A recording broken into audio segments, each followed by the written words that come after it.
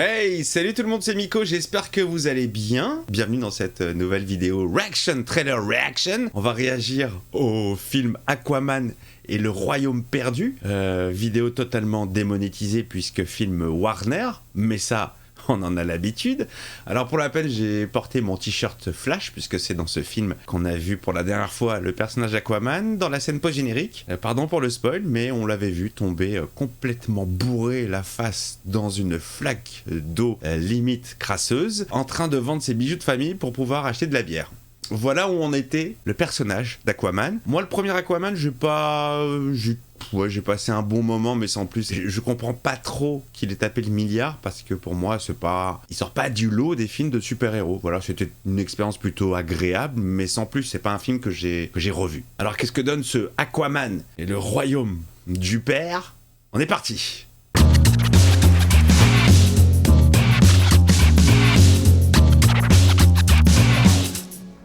Il y a 4 ans, j'étais chômeur, en gros. Je traînais. J'avais pas de maison. J'étais un clochard. Aujourd'hui, J'étais déjà alcoolique. marié, avec enfant. Et ça me va très bien. Ça aurait fait bizarre s'il avait dit « Aujourd'hui, je suis marié avec un enfant ». Ça aurait fait bizarre. Un peu moins stressant que le tien. Mais l'autre, je ne vois que Boba Fett. Ah ouais, j'ai enfin décroché un boulot. Je suis roi de l'Atlantide. Un demi-milliard de... Mais ils le font vraiment passer pour un charclos, quoi. Des espèces marines connues. Pourquoi cet irrespect, en fait, envers le personnage? Il a jamais été clochard. Ah, on dirait le conseil des Kang. Ok, donc c'est le retour du méchant du premier. Et réduire son royaume en cendres. Le costume du bad guy, je sais qu'il est... Oh là, il est musclé, le gars. Hein. Je sais qu'il est comics accurate. Hein. Oh, il a une cape d'invisibilité. Mais je trouve qu'il fait ultra manga. Ça me gêne, en fait. La grosse tête me gêne, la grosse tête ovale. Comment as-tu pu laisser faire ça? Ouais, bon, en vrai, je déteste ce boulot. C'est très coloré. C'est très très coloré. Un vrai roi jette des ponts. Ah d'accord, donc il est toujours aussi brave. Ok. Il est plus le même. Il a gagné en puissance. Ah bah le costume, j'ai vraiment du mal avec ce costume. Ce casque, c'est pas possible. On dirait ouais, un mélange entre manga et film ciné Z un peu. Bon, c'est pas fait pour me déplaire, moi j'aime bien les films pourris. Nicole Kidman qui revient. On l'a pas vu Amber Crotte hein, encore. Oh, les cheveux sont tellement bien gérés dans l'eau. Bon, regardez ce brushing impeccable. C'est très très très très coloré, très coloré. Si tu montres la voie, Il y a souvent les mêmes plans, hein, très centrés à l'image. Ah, on l'a vu, Miss Crotte.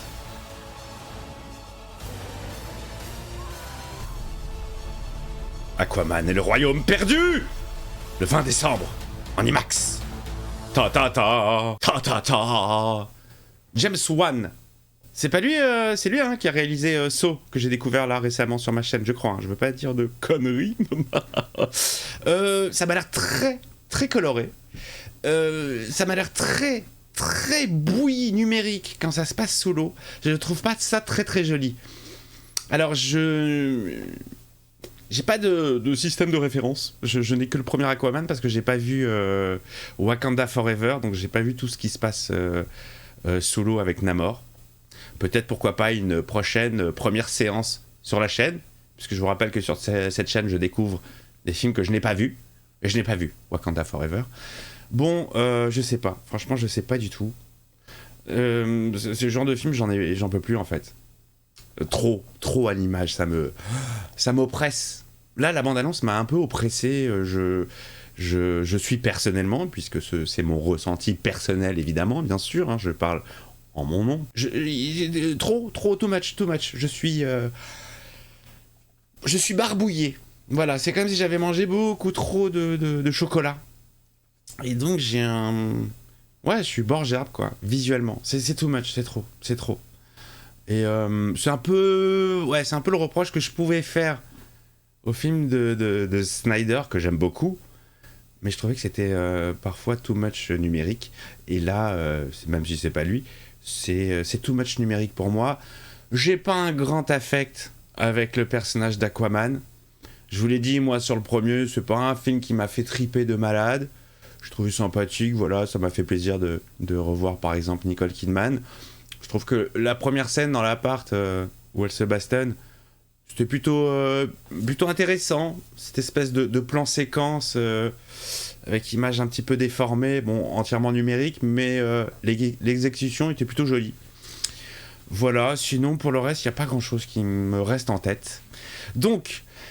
je sais pas, alors oui, ça va être divertissant à voir sur grand écran, mais je vous l'ai dit, là, j'ai vraiment peur d'être saoulé par la bouillie numérique, un peu trop présente à mon goût. Personnage qu'on n'est pas sûr de retrouver par la suite, puisque là c'est la fin du DC Universe tel qu'on l'a connu. Bon, voilà, niveau enjeu... est-ce qu'on va aller se déplacer au cinéma pour aller voir les aventures d'un mec, sachant qu'il sera remplacé, qu'il n'y a pas d'avenir pour lui, et qu'en plus, on l'a vu en clodo total à la fin de The Flash. Ça m'a choqué, cette image m'a choqué. Déjà que le film était assez... voilà, pourquoi tu touches à Aquaman? Et en plus, quel était l'intérêt de cette scène post-générique? Ça, j'ai pas encore compris. Alors peut-être que c'était un Aquaman d'une autre planète. Mais bon, niveau caractère, ils ont l'air assez quand même similaires. Dans le côté concon, clodo, voilà. Bon bah écoutez, c'est tout ce que je pouvais dire sur Aquaman. Faudrait que je voie vraiment Wakanda Forever. Juste par rapport... enfin, pas juste, déjà par curiosité. Black Panther, c'est pas un film qui m'a beaucoup botté non plus, le premier. Je sais pas, je fais partie des gens qui n'ont pas spécialement apprécié.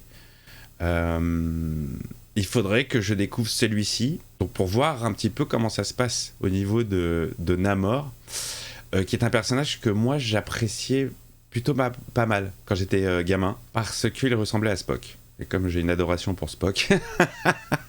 Non mais c'est vrai que ce personnage était mystique, parce que tu savais pas si c'était un gentil ou un méchant. Il se plaçait entre les deux.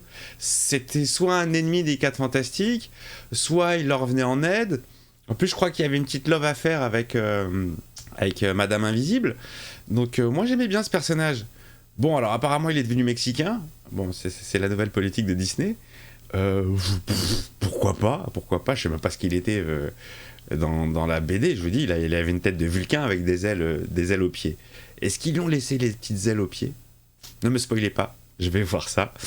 Bon bah voilà les amis, dites-moi ce que vous avez pensé, vous, personnellement, de cette bande-annonce. Dites-moi si le personnage vous hype. Si jamais il vous hype, est-ce que cet opus, ça vous branche? Ou est-ce que vous passez votre tour? Vous me dites tout dans les commentaires. On échange, vous le savez, sur ma chaîne, nous sommes des échangistes. Voilà. Je vous embrasse, je fais une grosse bise à Warner qui va démonétiser cette vidéo. On commence à connaître cette société qui nous respecte, nous, les fans. Plein de bonheur à vous. Voilà, que du love. En ce moment, je suis passé par une petite phase de déprime, mais là ça va, tout va bien. Peut-être parce que vous êtes de plus en plus nombreux sur la chaîne, peut-être parce que vous êtes de plus en plus nombreux à être membres soutien. Ça fait ultra plaisir. Et ça ne me met pas du tout la pression pour vous produire des vidéos bien en amont. Chose que je vais faire dès maintenant en montant un nouvel épisode de Breaking Bad. Voilà, allez, à plus. Des bisous, ciao, ciao.